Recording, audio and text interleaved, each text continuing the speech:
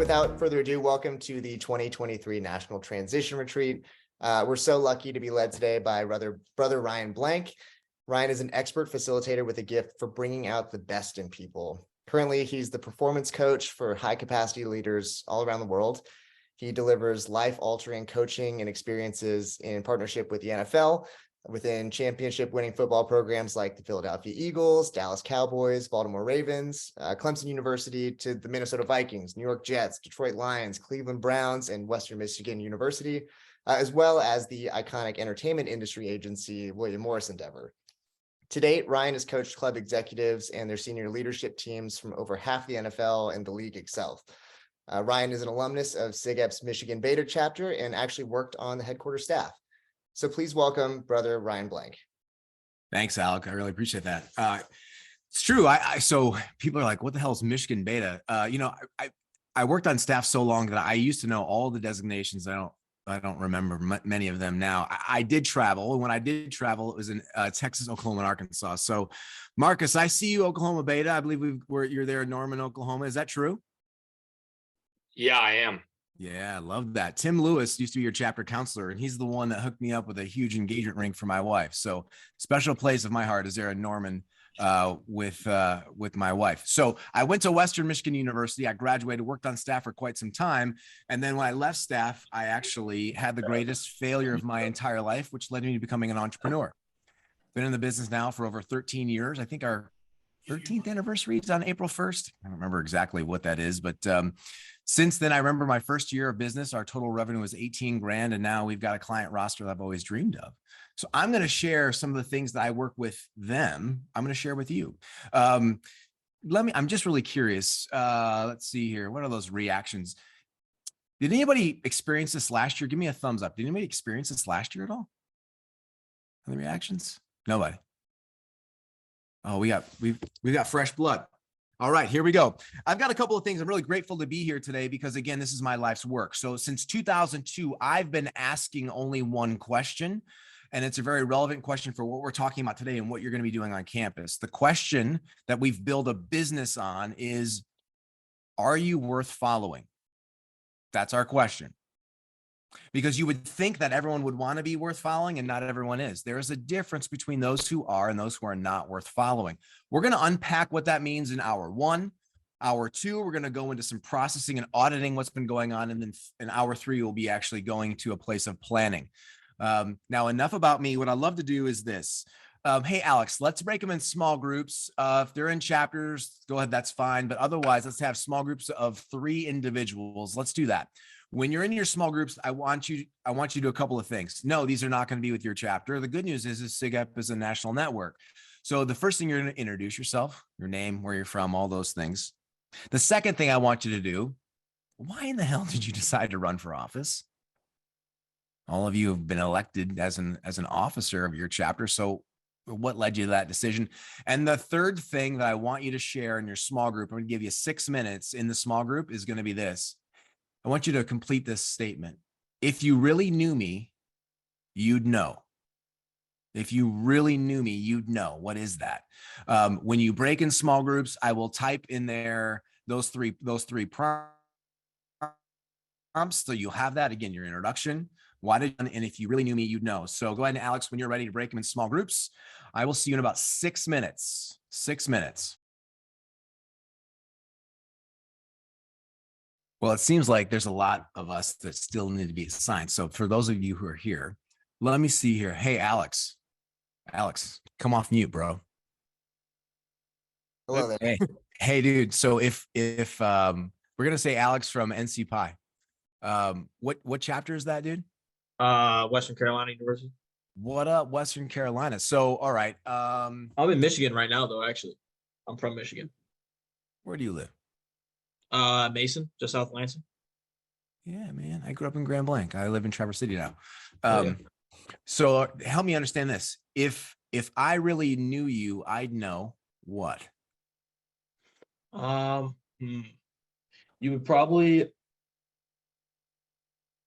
would know that I love like physical activity. Like I love playing sports. Like I played football in high school. I played baseball. I love playing IM in college. I love going to the gym, just anything like that. It's like my favorite thing to do, just like casually, is just being active. And like I love Well, mountain biking. It's a big thing too. So nice, man. Yeah, that's awesome.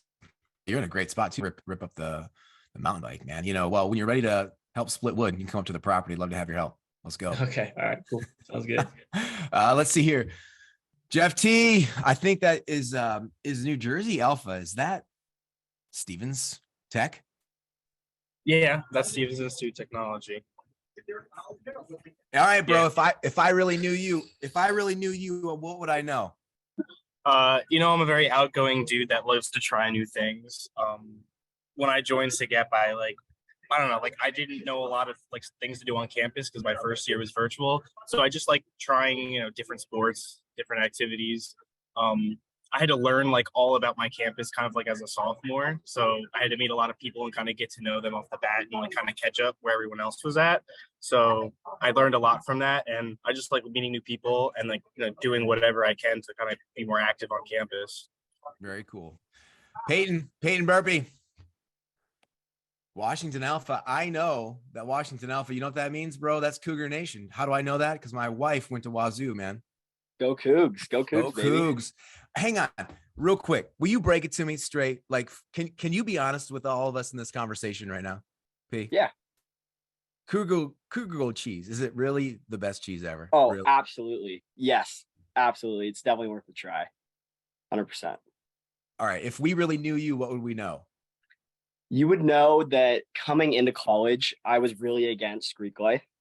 I did not want to join. I thought it was not going to be for me. I heard a bunch of stereotypes, didn't like it. And then my oldest brother, who was in this chapter with me, kind of started introducing me to some of the guys and showed me the chapter house. And I kind of fell in love with it right away. And I decided that it was something I wanted to try. And I'm very, very happy that I did.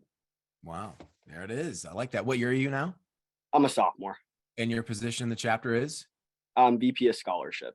Got it. All right. Guy Hunt, Nebraska Alpha. That's Big Red, bro. Yes, it is. So can you give it to me straight here? For real, what happened to Scott Frost? Everyone wants to know. I'm from Omaha, and there's a bunch of old Nebraska 90s football players there that went to my high school and stuff. So we actually got a lot of insight too, but just didn't seem like he loved his job like he used to. I don't know. It was kind of a weird deal. We all thought he was going to turn the program around, and that didn't really happen. So, best of luck to him wherever he goes, but we've had some pretty depressing football seasons here in Nebraska recently. Yeah, now you've got Matt Rule, I think. He's a good dude. So tell us, Guy, if we really knew you, we'd know what? We'd know that no matter what I'm doing, I'm going to put 100% effort into it. Nice. All right, there we go. Where does that come from? My dad and mom always brought me up that way. They said, if you're going to do something, why wouldn't you give it 100%? So I've just that's been built into my character, and I try and, do that with everything that I can. Cause if you're going to be doing it, you might as well put your best effort into it. Yeah, I appreciate you sharing that, because one of the things I wanted to share is kind of set the ground, my expectation of us when we're here. So I'm, volunteering on a Saturday, and it's rarely sunny in the winter in Northern Michigan, and it is today, and I'm inside with you. And I am choosing to be with you because I know of your experience, and I want to enhance your experience and provide you some skills that you can actually carry with you for the rest of your life. The things that I'm going to be talking about over the next 45 minutes, it's a snippet of what we do, and it is applicable to every aspect of life and leadership. So what is my request? When you're with me, you lock in 100%. We've had, I think this may be the third or fourth year we've done it. And we've had some people who playing video games, throwing in big lippers. And, if you're not going to pay attention, turn off your screen so I at least don't see that, because it's distracting for me. But I promise you, I'm giving you my best. I'm all in. No one can contact me, not even my wife, who's in Seattle at the moment. My phone is on airplane. So let's do this together. What's really interesting is there's a couple of questions that you can ask anybody at any time and any day. One of the questions that you could ask is, what was your highlight? So I want you to take note oftentimes in leadership, it's about having relationship. We believe in this thing called relationship before opportunity. It's called RBO, relationship before opportunity. You have to have the relationship in order to earn the right to lead people and to lead your people. One of the hardest things you will do in life, you're doing right now, and it's leading your peers. It's right now. And you have to be intentional about the relationships that you are building. So most of my work comes in the National Football League, and the same stuff I teach coaches how to coach, teach GMs how to run their teams, not pick the people, but the same things I'm going to be sharing. That's why it's important. One of the most important things that it's important for you to know, I hope you're taking notes during this, during our day today, is transformational cultures can never be built upon transactional relationships. Transformational cultures can never be built upon transactional relationships. So if you're going to be a friend of convenience, that's as far as you can actually take your leadership and culture. So what does that mean? You have to design for relationships. So how do you do that? It's just actually getting to know and spending time and investing in those relationships. As an executive, you'd be surprised. Someone who's 50 years old, they know these things, they don't design for it, and all of a sudden they lose touch of their people, or the people even know who they are. And building this as a fabric of your leadership now, that matters. Why does that matter? It matters because we're talking about what does it actually take to be a leader who's actually worth a shit and following. That's why this is important. And we're going to unpack that even more. So the first question that you can ask is about a highlight. So I could ask any one of you, I could say, what was your highlight yesterday? What's been your highlight so far of the day? If I'm having a one-on-one conversation with Noah, I could say, hey, Noah, in the hour that we spent together, what was your highlight from our conversation today? Even if my wife and I, Amanda, are on vacation and we are next to each other the whole day, we still experience the day differently. So it's a relevant question. As you add components and trust to relationships, you can ask another question of anyone at any time. It's, so what are you going through today? Everyone is wearing a shit backpack and everyone's going through something. That's another question that you can ask. I could ask Jet. I could be like, hey, Jet, what are you going through today? And he could tell me, because he's got something. I don't know what it is, but it's there. We all have it. I do. Right? So it's like, okay, now we're designing for relationships. And now here's what I want you to do next. So Alex, get ready. In a few moments, we're going to go into small groups, and the small groups are going to be by chapter. Okay. Are we ready for that, Alex? Could we do that? Yeah, we're looking good. Just make sure if you haven't yet to go ahead and put your chapter in your name, so it makes it easier for us to assign you to the right group. Got it. So here's what we're going to do. I want you to identify 3 things. I call this 3 words. The first word I want you to write down is this. What one word best represents your last 12 months? So I want you to be reflective. Take it to 2022. What one word best represents your 2022 for you? That's your first word. So hopefully you got that word down. I want you to think for a hot second. And we're going to do 3 words. So your first word is reflective. Your second word. What one word best represents your 2023? Now we're talking about intentionality. First word's reflective. The second word now is some intentionality. So we've got 2. One more word. What one word best represents your mindset today? Today. It's part of that shit backpack that we're all wearing. What's going on? What one word? You got your words. So what we're going to do is we're going to break you out by chapter. And I'm going to give you about 6 minutes in your chapter to share the words that you have and why you have them. So for example, every word has a story, and you need to budget your time so people can actually share the story. So if I'm a member of South Dakota Alpha, what is that one? Is that South Dakota? No. What is that, bro? Yeah, that's South Dakota Alpha. Yeah. What is that? South Dakota State? Yeah. Dude, you guys won the national championship, didn't you? Yeah. Yep, we just did. It was all me. What happened? I don't know. We had our moment of fame. I got kicked out. So you've got your 3 words.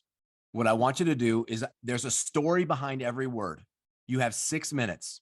And in those 6 minutes, I want you to share the word and the story behind every word. Are you with me? Does anyone have any questions? Hopefully it's straightforward. I'll see you in 6 minutes. Alex, let's do it. Hey, tell us, your one word for 2022 was what? It was surprise. Tell me about surprise. Yeah, when it started, I thought I was just going to be in school and that's it. And the war in Ukraine happened and I was able to go over there and volunteer during my spring break and then over the summer. So it's crazy. What? Yeah. In what capacity? How did you volunteer? What was that like? I went with like a surgical team. So we did a few surgeries. I assisted and taught like medical classes to civilian and their military there. So No kidding. yeah. Wow. How did you even get involved in that in the first place? So I was supposed to go to Belgium for spring break, but the war happened obviously, and then I applied for this NGO program and they accepted me. So Get out. All right. And then take us to your word for 2023. mine was build. So I want to continue to grow as a person and start building my career this year. So yeah. When you say build, what comes up for you? Help us understand what that means for you, build. So academically as well, I'm in the nursing career field, so I had to keep my grades high because I want to apply for this graduate program. So as close to 4.0 as possible. Mm-hmm. Yeah. Yep. Okay. And then your word for today is? I didn't have one for today. Well, if you had to pick one in this exact moment. Bro. What is it? Bro. Grow. All right. Okay. Double whammy. Build and grow. Here we go. Well, I'll share a few things that will serve you, especially for bedside manner in a moment of crisis. You know, it's really fascinating. There was a book written a number of years ago, guys named Luis Gonzalez, and this is for all of you, by the way. The book was titled The Art of Survival: Who Lives, Who Dies, and Why. And he breaks down the neuroscience in survival situations. And the number one element required in survival to live is to stay calm. So in a moment when you're leading and shit's going sideways at the chapter, when the moment you've lost yourself, you've lost the moment and you lose the chapter. And I can speak as a parent. One of the hardest things to do is to be calm when you have a toddler in complete chaos around you. So that is a real important one. So Sean, you might enjoy that book quite a bit. Now let's see here. Henry, what up, Henry? Double H here. What is Ohio Zeta, dude? So it's Baldwin Wallace University. I was gonna guess that. No, I could have said that if it was any chapter, but I was for real gonna guess that. All right. So your one word for 22 is what? It's work. So I'm on the tennis team here. I put in a lot of work, working out on the court, trying to make the team. And then I spent a lot of time studying, working in the classroom. So it was work. Okay. Hey, quick timeout. Hey, Alex, go ahead and kill the breakouts because we'll come back together. That was the 5-minute timer, so they've got another minute. So, and then Henry, your second word, your 2022 word. 23. I'm sorry, 23. So it's success. So I'm gonna finally see all that hard work pay off because our season's coming up. Practices start the week of February 1st. Okay. Now, and then how about your word for today? Busy. It's a busy day. Okay. What's something else on your plate besides our time together today? So let's see. I've had a meeting with the tennis team today. After that, we're going bowling. And then, yeah, so. And I'm also watching the Kansas Iowa State basketball game. Big Got it. Kansas. Okay. Got it. And we've got playoff football today. We've got the NFL playoff football today, which is always exciting. So let me see here. Magnus, with a name like Magnus, bro, you know I gotta call that. Are you shitting me? So you're in Texas. Where are you? Texas what? Texas State, Hang St. on. Mary's University. Man, I got a story for you about your home chapter. Oh man. So your one word from 2022 is? I'd say progress. Tell us about your progress. What do you mean? Last semester was probably my best semester academically. And I like to, and that kind of leads into my 2023 word, which is opportunity or continuation to either do better and keep it up. And then word for today, stubbornness. What do you mean stubbornness? What is that all about? Fill me in. Oh, I am hard-headed with my schedule. I am very strict on how I run things for my schedule, and sometimes I don't like hiccups, and life happens. Oh no! Did something go sideways today on you? Nothing really went sideways. It's just unplanned events. Okay, man. Hopefully we can follow up. But I can tell you about a time when I went into your chapter. I was your regional director when we had to close them down. Your chapter almost fought me as a regional director. Really, I would have won.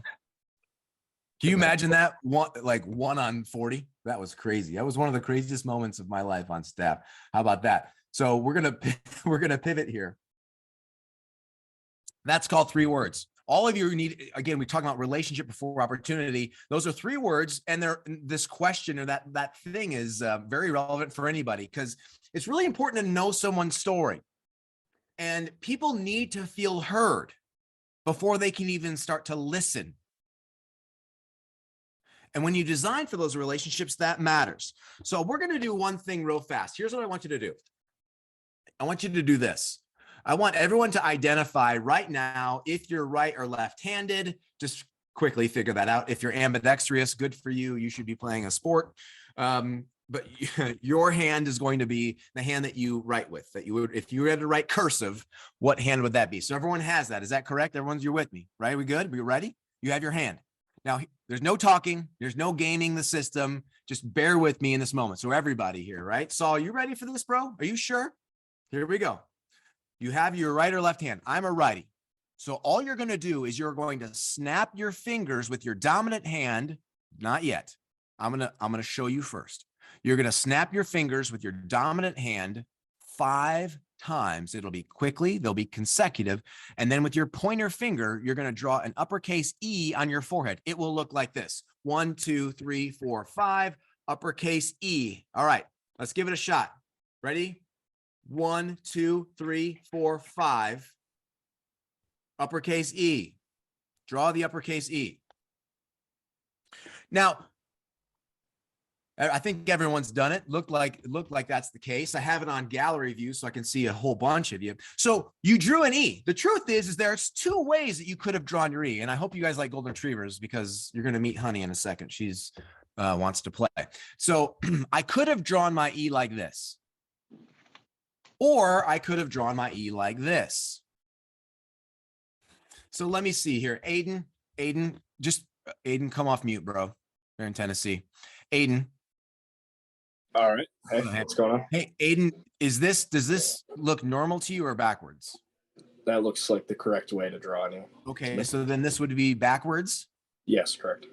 I asked because I'm dyslexic, and when I look at the mirror, or I look at my own reflection, it seems normal. So we're going to call these things right here tails. They're pointing. So this, Aiden, is you see this like a normal E. These tails are pointing to my left shoulder. Is everyone with me so far? Yep. This is backwards, and those E's are pointing to my right shoulder. I want you to identify which direction, which shoulder did these tails, which shoulder do they point to? You with me so far? This is very important. So everyone's got that, right? Junior, you got this shit? Yeah. This is going to be big. What sport do you play, Junior? I play football and I run track and field. Okay, this is going to be real big. Here's the thing. If your E went like this is going to your left shoulder. Show of hands. How many folks had their E go to their left shoulder? Anybody? All right. Okay. How about this? Show of hands. How many of you had your E go to your right shoulder? Okay. Okay. Here's the thing. Now, it's just an E. What matters, and here's what does this teach us? This teaches us one thing. If your E went in this direction, this shows me that you have a we first team mentality. If your E went to your right shoulder, that means you are a me first kind of guy. Not to say it's bad or wrong, but what I am saying is, are you a me first or are you a we first? What does that mean? That means if I wrote it like this, in my mind's eye, it's backwards. No, in my mind's eye, it's backwards for you. Meaning I can read this. This looks normal to me if I read this through the sheet of paper. Judgment, and I'm going to make decisions, and I'm going to make it about me before I get into communication. If it goes to the left actually looks backwards to me in my mind's eye, but to you it looks normal. That means that I'm going to seek your point of view, and I'm going to have a we first mentality first. Why is this important? The number one characteristic required by your followers as a leader is empathy. Most people get empathy really wrong. They believe that empathy is sympathy. That is not true. How we define in this moment what empathy is, how we define what it is seeking perspective. Your E, I want you to have, this is a mental picture. I want your E's going to the left from this moment forward. There are going to be times in your life where you're challenged, frustrated, you're disappointed, you're upset, whatever the case is. And it might be here. I'm there from time to time. Personality behind, I want to make sure that you have your E going to the left. That means that you are seeking perspective. Your go-to response in a situation when working with people is building the relationship and taking time to invest in that relationship and then actually seeking their perspective. They have to have voice. How many of you actually have had a moment where someone cast a judgment, they didn't allow you to actually provide your input, and then all of a sudden you felt alienated, outcast, and then all of a sudden you kind of get frustrated and maybe even start taking your love away from a situation. These things matter. And that whole thing about empathy is important. Again, it's about seeking perspective. I want you to do this for me in the chat field. It's been a long time since I've been on campus, and it's been a long time since I worked for the fraternity, and it's been 22 years since I was a chapter president, IFC president. In the chat field, I'm really curious. What would you say is your chapter's biggest challenge? What would you say? Go to the chat field. And what would your biggest challenge? Let me see what you got.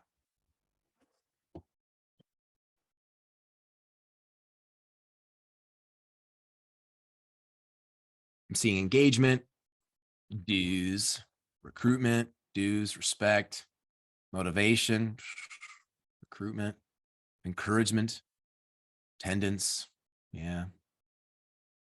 Communication, a lot of recruitment, finances, okay. Alumni, man, yeah, okay. Outreach, oh, interested in hear about more about that.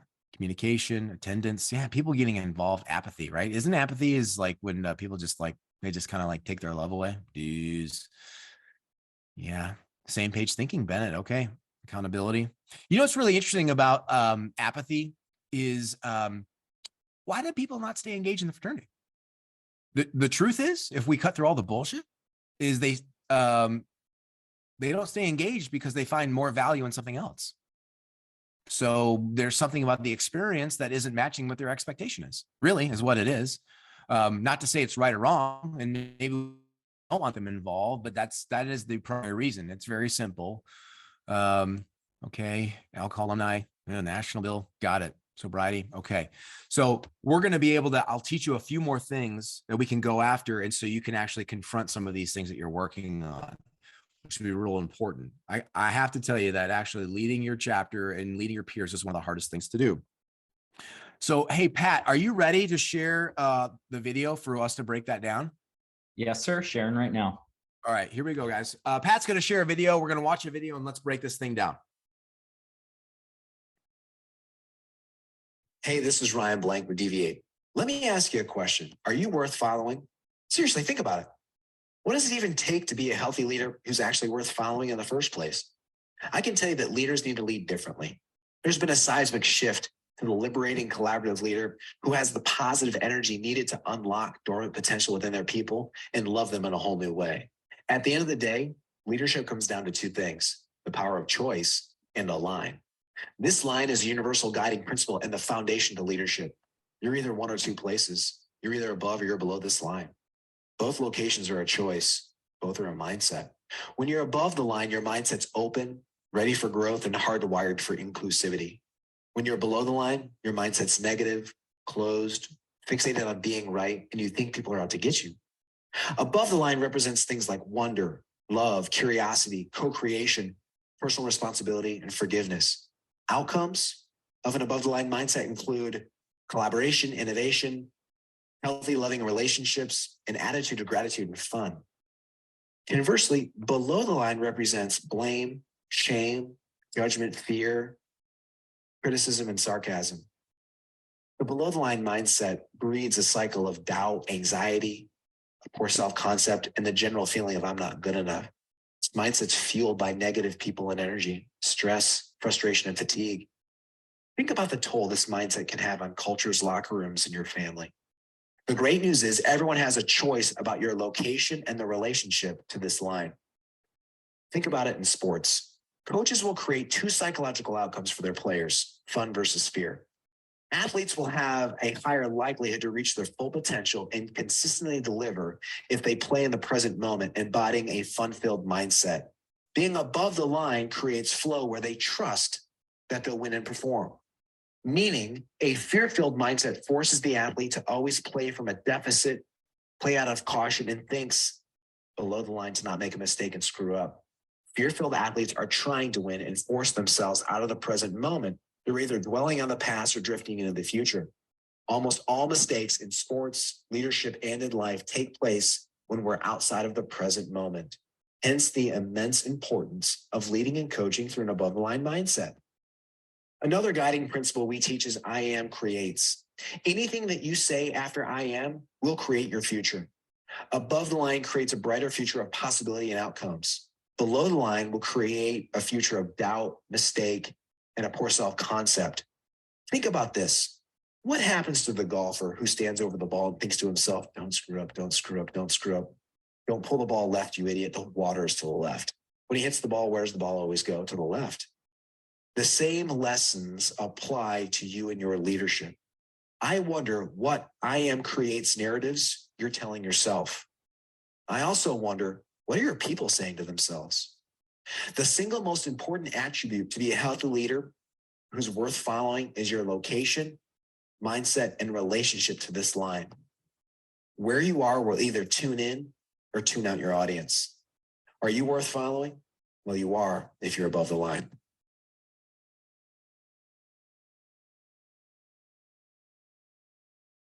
All right, so we had a video. It's about a line. So here's what I'm going to do. We have 11 pages. So let me go. Gavin Dawson. Gavin, are you there, buddy? Yeah, I'm here. What up, bro? Where are you? Colorado Gamma chapter. Hang on. Gamma. School of Mines? Colorado State. Shit, man. My bad, bro. Okay, so you just saw the same video that we all saw. Is that correct? Yes. All right. Give me a couple of words that you saw there, or you just know about leadership in life that represents leadership in life being above the line. Just a couple of words. Yeah, so responsibility. All right. Hang on here. We got responsibility. All right. Give me another one. Accountability.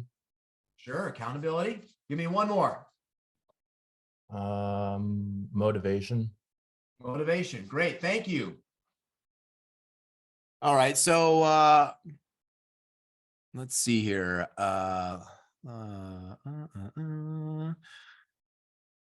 Tate Reed. T Reed, are you there, bro? Yep, I'm here. All right. Give me a few more words, Tate, that represent life and leadership being above the line. All right. How about trust? Yeah. Good job. Keep going.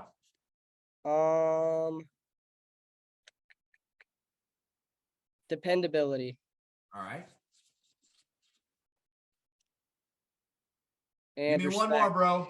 Respect. Respect. Respect. RESPA. All right, here we go. Thank you, man. Thank you, Ivan. Ivan Leon. Ivan, bro. Ivan, a couple of more words that represent life and leadership being above the line is what? Sorry, I had collaboration in the video. Okay. Collaboration. What else? I don't know if it kind of fits in with other ones, but relationships. Sure, of course. Great. Relationships. Can you give me one more? Let's see, we already have most of those.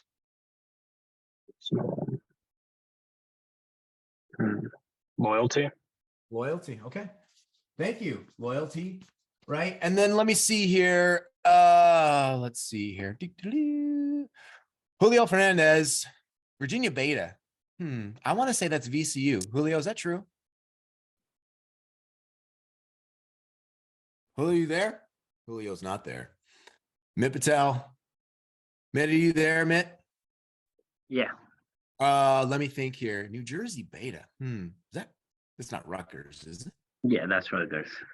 Oh, how about that? Yeah, give me a word, Mitt, that represents life and leadership being above the line. Let's say time management. Time. Okay, so you got time management. And give me one more. And, trust there, respect there. I can't think all of them right up there. So I'll give you a few more, everybody. So we've got fun. Fun is actually above the line. Can you imagine? I got to tell you that what's really interesting is, creating a fun environment that's engaging, that people want to be a part of. That is actually above the line. You know what another one is? Love. And I'm not talking the love that I have for my wife, but in the business space, I'm talking about the love that I have for a colleague to actually have the real conversation. So many times in the corporate space, people don't even know like how they're experienced and where they stand with your chapter.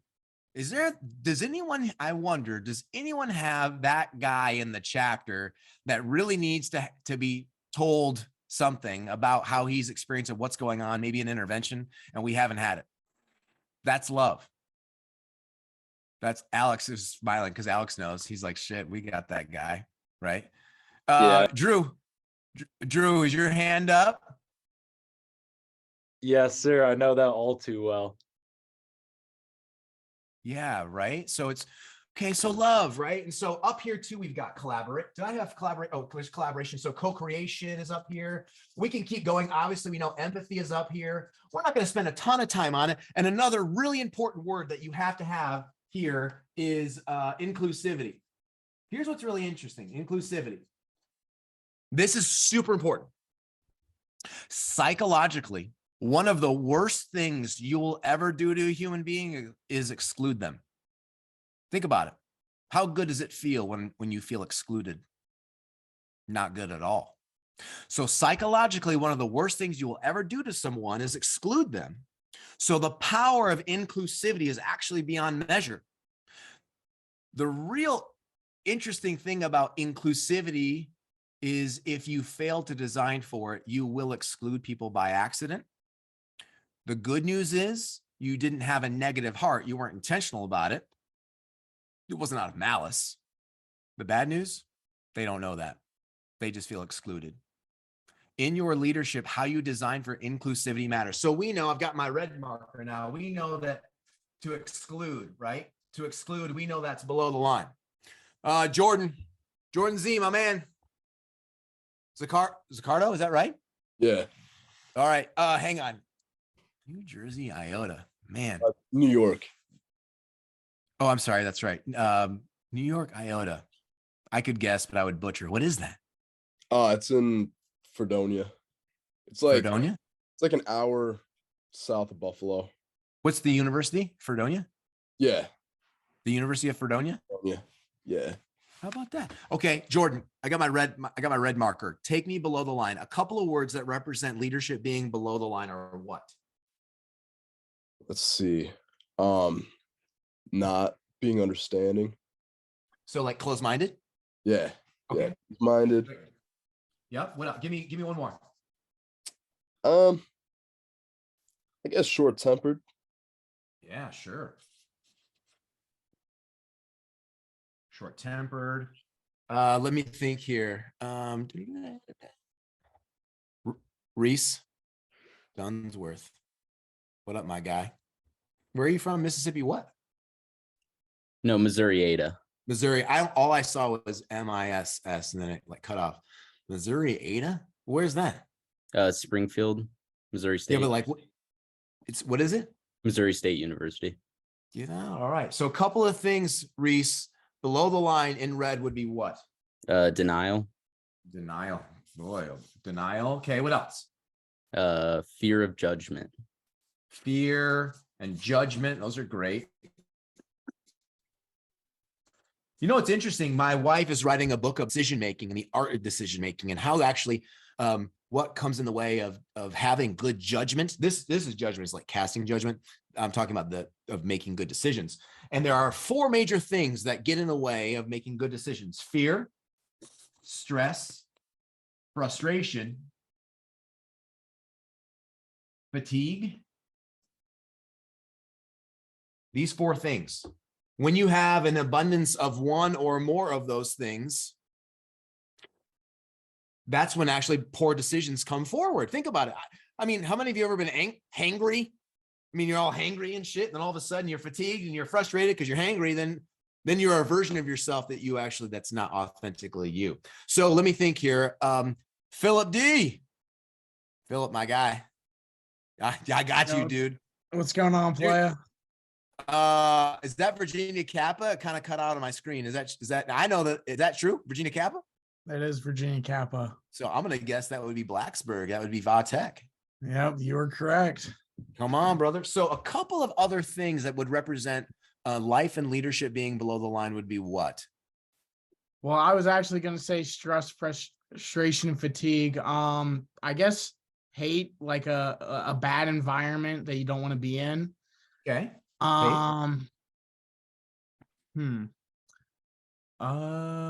Shoot, all the ones I wanted to say are like already there.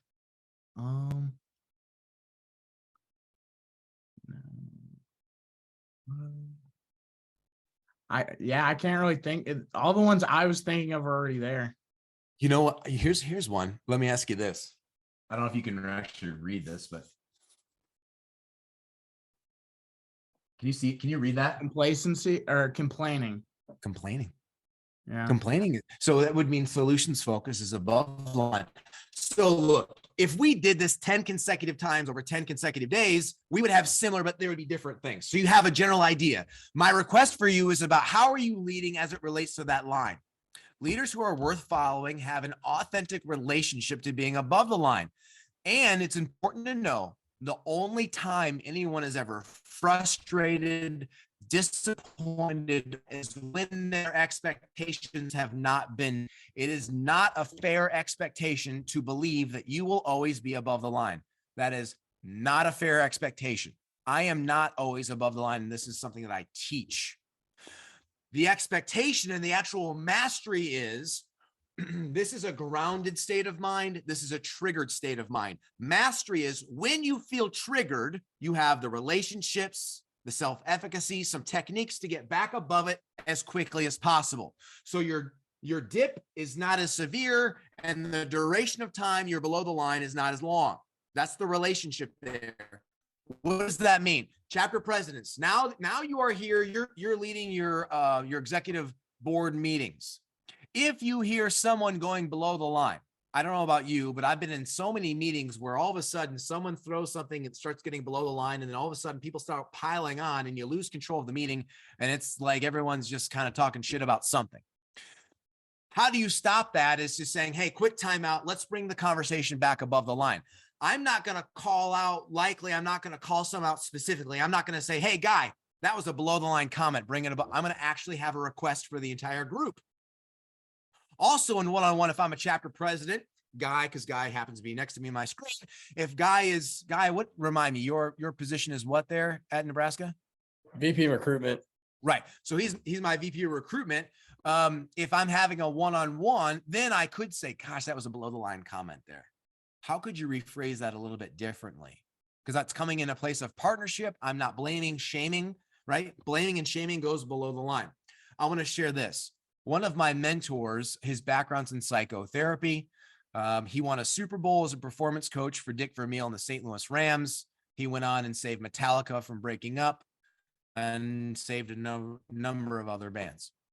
I'm working with them. This is close to 10 years ago.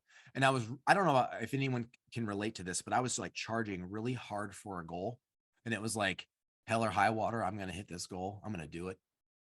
And he stopped me. And I further clarified what the goal was. And he said,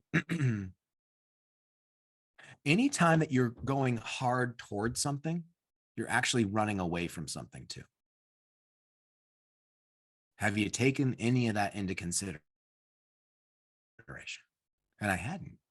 And he said, it's not bad or wrong. It's having an idea of what that is, because that could be an anchor. If you don't address that, that could be an anchor that you carry around with you for some time.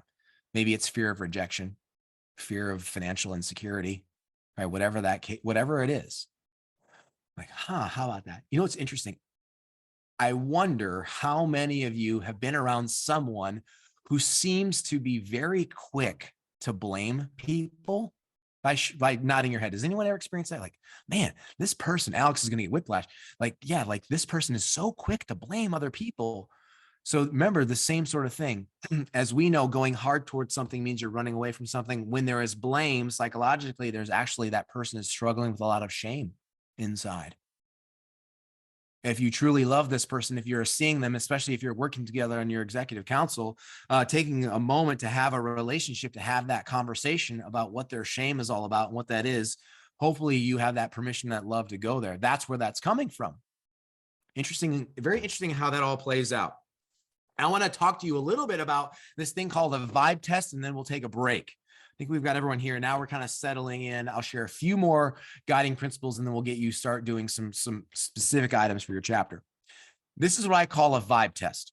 And what's really interesting is there is an organization called the HeartMath Institute. And the HeartMath Institute has created a device that can measure the energy that you're projecting. Straight up. Imagine kind of like a Geiger counter, right? It could go up to Dawson. This thing could go up to you. And it could say, literally, is this guy throwing out good juice or bad juice? All of you have this. And in fact, you broadcast something, you have a 6-foot radius. So you've got 6 feet in front of you, 6 feet behind you. So you have 12 feet of influence. And you've experienced this before. So let me say this. Have any of you, by nod of head, have you ever been around somebody and you hadn't talked to this person, but for some reason you felt compelled to be around somebody? You're like, gosh, I just feel this is like magnetic. I just kind of feel like I enjoy being around this person. Has anyone ever experienced that before? Right? You're like, I don't know what it is. And then conversely, I'm sure a lot of you have experienced this too, is have any of you ever been around someone that you didn't need to have a conversation to know that you never wanted to have a conversation with an asshole? You're like, get me away. Isaac, that's you. I can see you nod your head. Like you've experienced this before. Is that correct? Oh, most definitely. Most definitely. Yeah, they're putting something out and this is called intuition. Your intuition. It's very fascinating. We call that the vibe test. Your energy and your relationship to this line matters. All of a sudden, like I'm in the airport a lot and I'll see somebody and they just want to bullshit, and so I happen to be there or whatever. And it's a pretty quick decision to know, like, do I really want to, it's like, do I really want to engage with this person? Like, are they smiling? Are they engaging? Or it's like, I'm like, I got to run. See you later. Right. It's just all of a sudden, it just comes out like, get me away from this person. What's fascinating is, imagine when I'm on stage delivering a keynote, I have a slide and the slide says all energy lingers. And the metaphor, which is just a terrible metaphor, but the metaphor I came up with that typically gets a rise out of the audience is I say, hey, how many of you, have ever had the unfortunate pleasure of being in the Atlanta airport at like 6:30 in the morning in the men's restroom, taking a big whiff? And everyone starts to laugh because it smells terrible. You walk in there and you're like, you know what? No one's in the bathroom, but it smells like a freaking sewage plant. And you walk over and you look under all of the stalls. There's no one's there, but it smells awful. You're the only one there. Well, that energy, all energy lingers.